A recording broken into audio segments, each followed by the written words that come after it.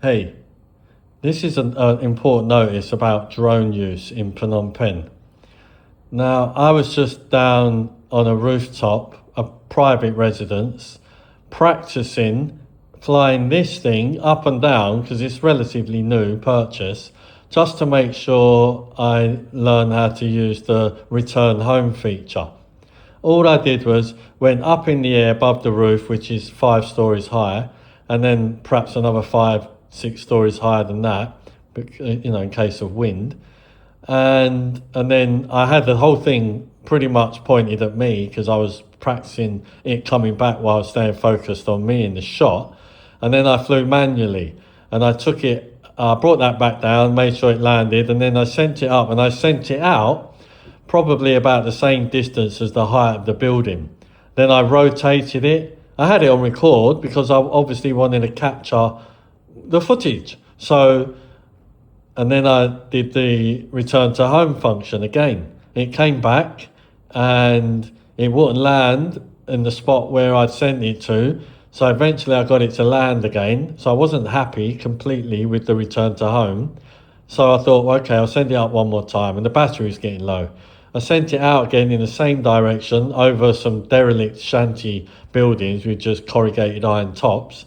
Nothing, I wasn't over any residences, I wasn't looking into people's homes, and I certainly wasn't over Independence Square or the Royal Palace or whatever else is around here, temples.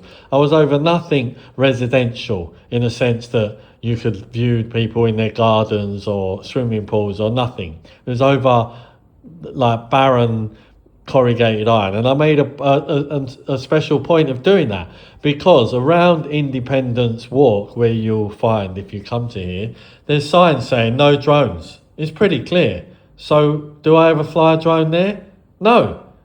And have I ever flown a drone where it says there's a no drone sign, where there's a no drone sign?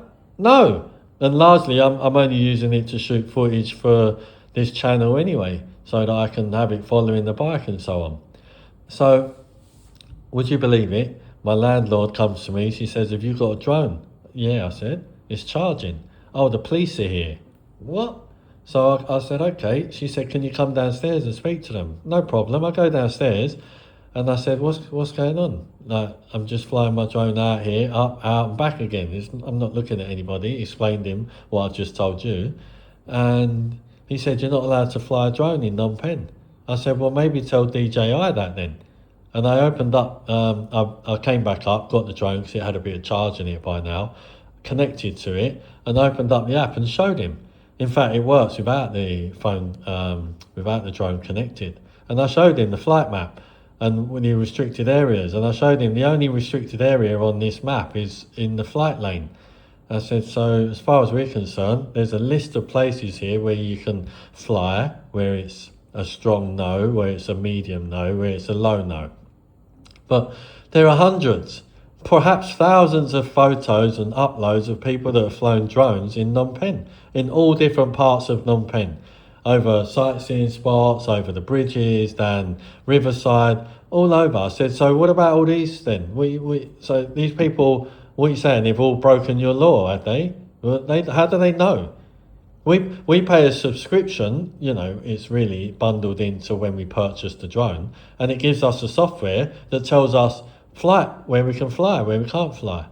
So I said, so what more can we do? And he said, oh, you should know. I said, well, we're not lawyers, we don't speak the language, a lot of us, and we're not police. So how would we know if you don't tell us?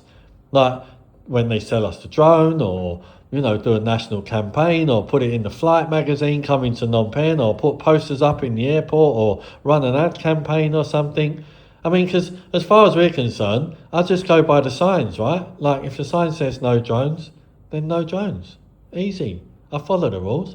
So anyway, he wasn't happy with that. He wanted to then go through my phone, the footage of my drone, which I'm in another country, I'm not an idiot, I'm going to play by the game. But I told him before I did it, I said, listen, if we was in Australia or the UK, I would be telling you where to go. You would not be getting to look at my phone. You would not be getting to have this conversation with me and find out my details about my drone. As far as I'm concerned, my drone is legal to fly. And I don't know here your laws, and so based on that, I'm going to play along with you, but don't take advantage of me. So I opened up my phone. I showed him because you have to down. He said, "Can you air?" I said, "I'll airdrop them to you. That's right. If you want them." He said, "Yeah, I need to see them." I said, "Yeah, I ain't got a problem. I got nothing to hide. I've already explained what purpose of me using a drone is. Like what? Come on, man." So he said, "Okay, airdrop them to me now." I said, "I got to download them first before I can airdrop them." So I downloaded them, and he's recording on his phone, playing back the file. So I said, why are you taking this so seriously, man? And he starts to say, "Oh, there's residences around here." I said, "Yeah, maybe, but I'm not looking in people's residence. I'm not flying over them." Anyway, without arguing, I just said, "What else do you want?" He said, "Can I have your passport?" I said, "Again, you're asking me for things that you don't really have a right to, but I'm going to give them to you because I don't understand, because I'm trying to be compliant with you because, because I'm a good person. So, but under normal circumstances, you'd be getting none of this." I said, why are you taking this so seriously?" "Oh, no, because we got problems." And I'll tell you what, I'm not going to say on this thing, but he said something to me that was quite revealing. He said, "We have problems with beep," and he mentioned a country. And I'm not going to say what that country is, because obviously there's already an overreach anyway. So that's it. So they ride off, they come to around it, they ride off into the sunset, two of them with the footage. He made sure I deleted it and deleted it from my recently deleted folder on my phone, and then off he went. And so the moral of this story is, I'm in another country. I'm from Australia, right? And I'm not about to start taking on their system, their rules, their coppers, because they can just do what they want ultimately, and they just make it up as they go along. And I've heard lots of horror stories about that. So my advice is just to play along and just see what happens. But it's not a way to treat a guest of your country, is it? It's certainly not a way to treat, somebody who's contributing to the economy of the country. I've been here in and out a number of years. I've spent money here. I have connections here. And as far as I'm concerned, you don't shoot yourself in the foot. You're a third world country already, okay? Maybe you need to be a bit more careful about how you treat the people that come in to bring the wealth into your country that you don't have. So that's my lesson to you, government. And I'll say that on the record or off the record. I don't see where there's a problem with that. Because if you come to my town and you don't have anything, I'm going to treat you well. And if you come to my town and then we've got nothing and you bring something, I'm going to treat you even better. And that's not because you're better than the person who has less. It's because I don't look a gift horse in the mouth. Maybe you lot need to take a lesson out of that.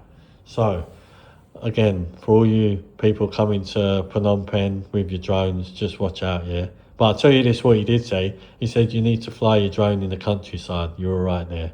Oh, cheers. As long as there's no royal residence out there, yeah? Well, you make that up. So, it's all very laughable, isn't it?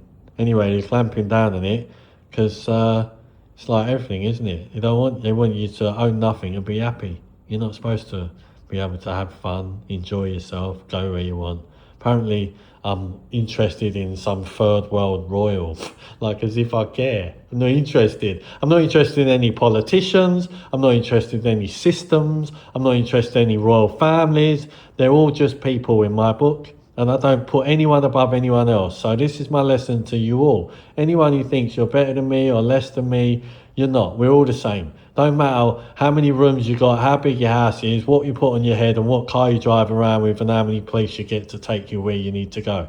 You're just the same, yeah? You're no different. And maybe when the world wakes up to this, we might all get along a bit better. That's my post. Catch you later.